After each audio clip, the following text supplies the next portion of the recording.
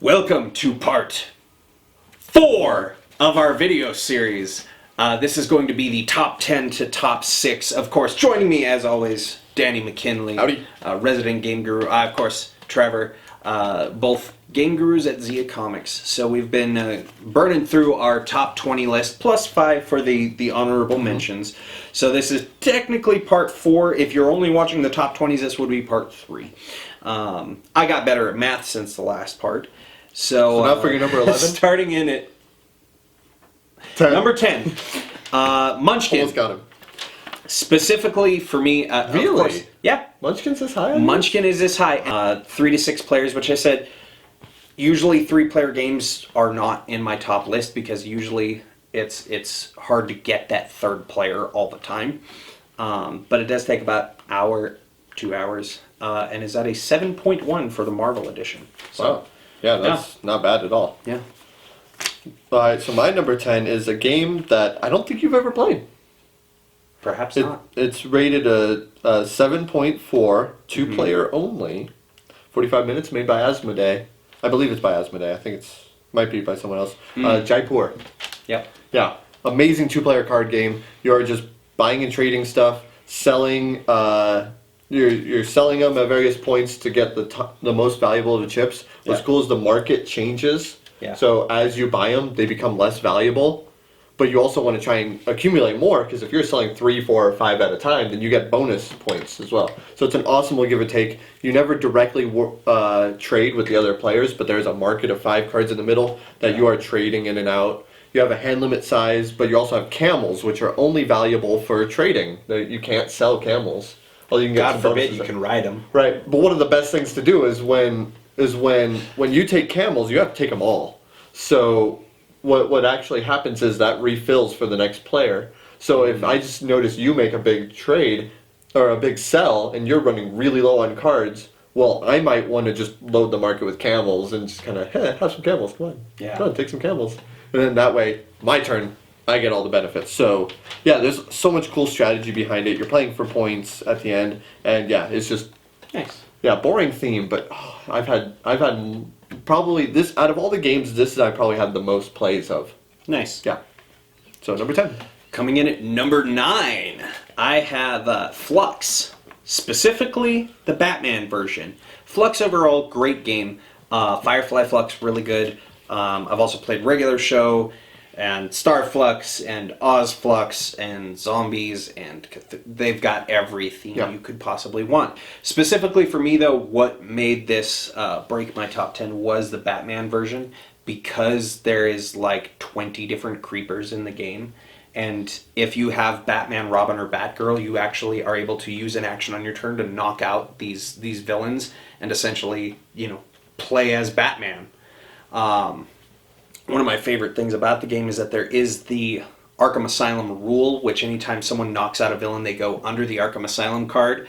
And it is so rewarding to have that action card to trash a new rule, and you trash the Arkham Asylum rule, and then all of the villains break out and go to each player. Really, really fun to do. It is one of the most rewarding, stab your buddy in the back moments. Of course, Flux by Looney Labs. It is a 2 to 6 player game.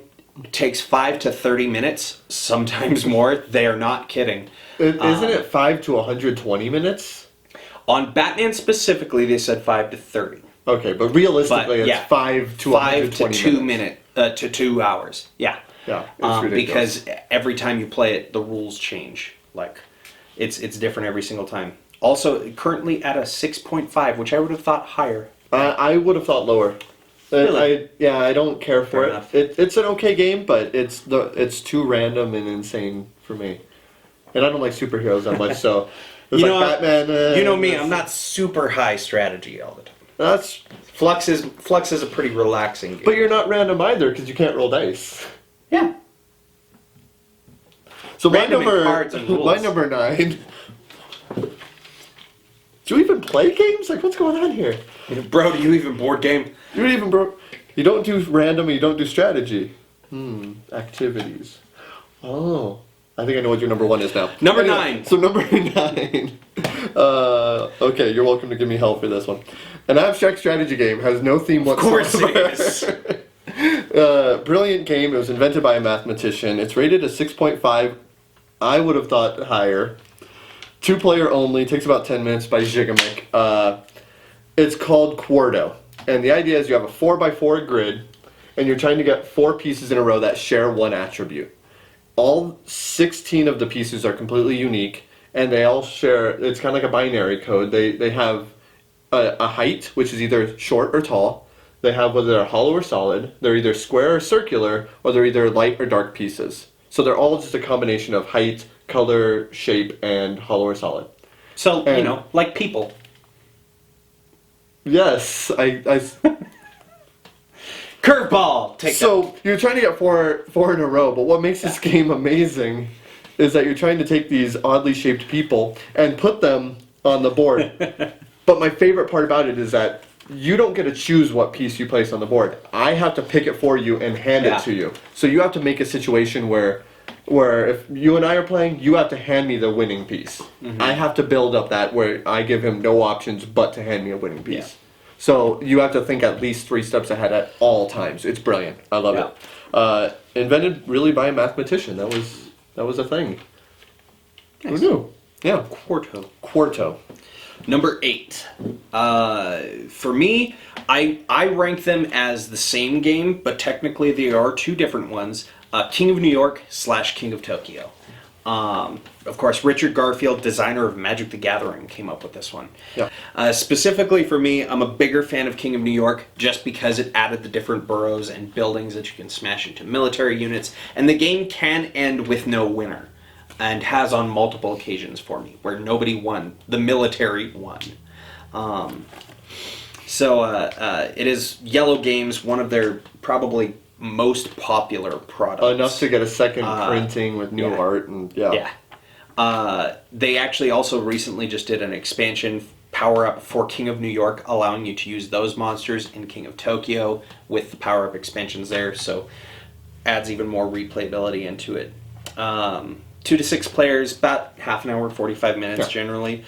Dice rolling game. Generally, I'm not a fan of dice rolling games, but because there are so many different things you can do with the dice in there, there's always something you can have happen on your turn. Well, unlike most dice rolling games, everything has a choice. Like you can't just roll like, oh, my turn's lost. I mean, you can, but it's one of those like, oh, I rolled lots of claws. Well, I was going for victory points, but I guess I'll just attack you and kill you instead. Yeah, why not? Yeah. Currently sitting at a 7.3, which is pretty good.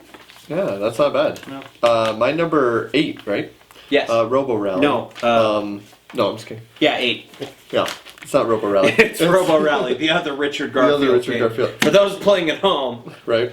The other Richard Garfield. No, my number 8, it's rated an 8.1 on Board Game Geek, which is up there. 2.4 or 2 to 4 players. Really, it's 3 to 4. 1 to 2 hours by Asmodee.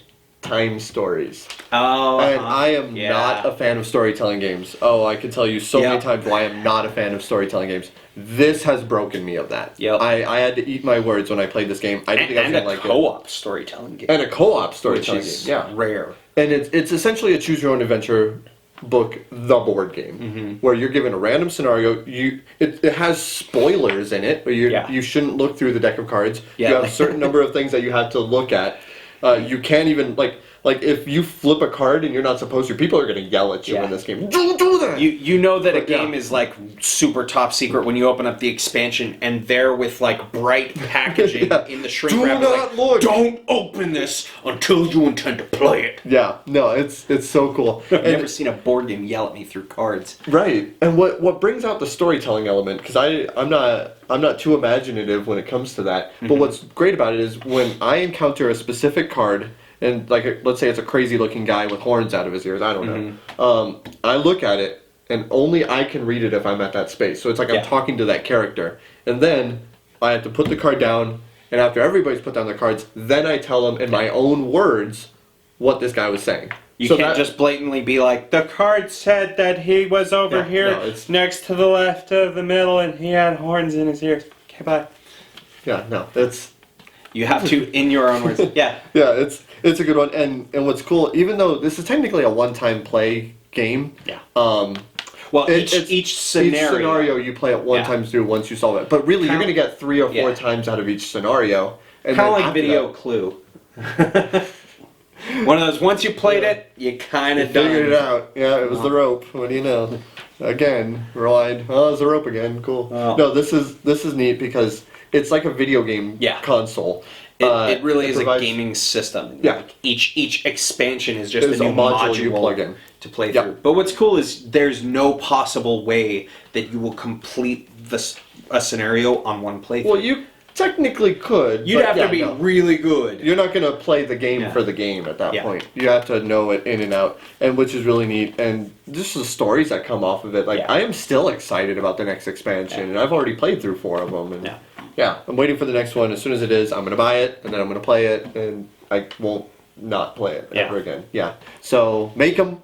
Hurry up, and so I can keep playing time stories in my number 8. Number 7, Brawl by Cheap Ass Games. Yeah, you wouldn't expect that. Yeah. It's I play some cards, you play some cards, and stuff happens. Okay. Like cool. it's okay. So to set up Brawl, it is a real-time fighting card game. Imagine all of the fun of like Street Fighter, but in a card game format. What pushed it out over a game like BattleCon, which is essentially the same thing, is that Brawl can be multiplayer. We played I think it was 4 or 5 player game for when we did the episode of Well Played, and it was chaos in the most amazing sense, where you are trying to fight one character over here and you're fighting another over here, and it's just absolute madness where you're like hit block block block block. Yeah, it's insane. I think it's like each player takes like a 30 card deck. Yeah. So if you're playing without the turns, if you're playing it in real time, it takes less than 30 seconds to complete a game. And I'm not kidding. Yeah. It's almost as fast as Happy Salmon. Yeah. Almost. So really great cheap ass games. Like I said, usually it's supposed to be played 2 players. There are currently 6 different character decks, which each player does need their own different characters, the only downside. But the game is like $8.50 per deck. Yeah. So it's cheap. Like you and all your friends can each buy one and you're out the price of lunch. So I almost wonder if it would sell better or if it'd be more popular if they sell it in 2-deck expansions. Yeah, so some people have said like sell them as versus packs or sell them all in one, but then that kind of drives up the price of it. And with this quick of a card game, I feel like it's really not that bad. But like I said, takes about 30 to 60 seconds tops. If you are playing turns, it's under 10 minutes. The game itself was actually one of the lowest rated on my list at a 6.4. And I don't understand why. I can see that. You're essentially it's either not every strategy anime or really chaotic. Yeah, it's every anime the card game. Like you are teenagers at a fighting martial arts high school. There you go. Yeah. Yep. I'm not gonna argue that one. My next one is a 6.6. This is number 7. Yep. 2 to 6 players, 60 minutes by Fireside Games, Castle Panic. Wow. Yeah. So 2 different versions of Castle Panic made it in your top 20. Yeah, and I had to separate them because Castle Panic really is one of my favorite games. Yeah. Like easily, it's just it's an amazing game, and all the same things hold true with it. But this really got me into gaming. Yeah. And I just it's random, sure, but it makes it playable. Yeah. Very often, and I will never hesitate to bring this to the table. And it was so good that it made me a fan of Star Trek when Star Trek Panic came out. Yeah. Like, I was willing to try an IP I knew nothing about and didn't care about. Just because it had the panic at the end of it. So, yeah, I absolutely love it. Not much more to say. Castle Panic, get it. Brilliant. Awesome. And number 6. The last one today. My number 6 is going to be the highest strategy game that I own. Argent, the Consortium. Level 99 games. Yeah. 2 to 5 players, about an hour to 3 hours, 2.5 hours maybe. They could be longer.